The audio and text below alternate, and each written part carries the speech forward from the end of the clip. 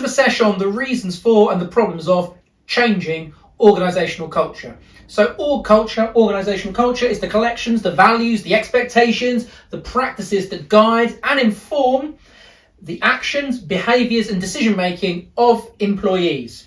In terms of reasons for why you might want to change your organisational culture, well, maybe there's a merger, maybe there's a takeover, maybe there's a JV, a joint venture, and that means new organisational culture, well, one is needed, it's required.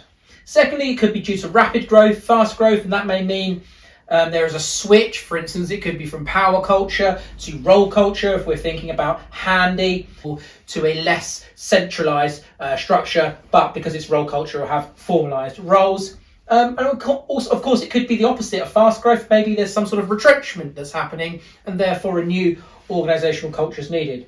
Thirdly, is it maybe the business is just adopting a new strategy and that new strategy requires a new organisational culture. If we're thinking about Porter's generic strategies, maybe you're moving from a differentiation to a cost leadership focus. Next thing is perhaps due to the competitive environment that's happening, and therefore you might have done some sort of market mapping and you've realised, oh, actually, this is where we need to focus. That's why you're doing it, and that's new strategy is why you need your new values or new expectations. So that's the reasons for organisational culture. The problems of changing org culture, well, you might get resistance to change. You think about Kotter there. It might be that to change the organisational culture, it requires money, that's cost, and time to do that effectively. And you might need lots of communication or lots of training in order to embed that new culture. It might be that it's harder to change the organisational culture in more established organisations, particularly larger ones. So therefore, it depends on the strength of the existing organisational culture.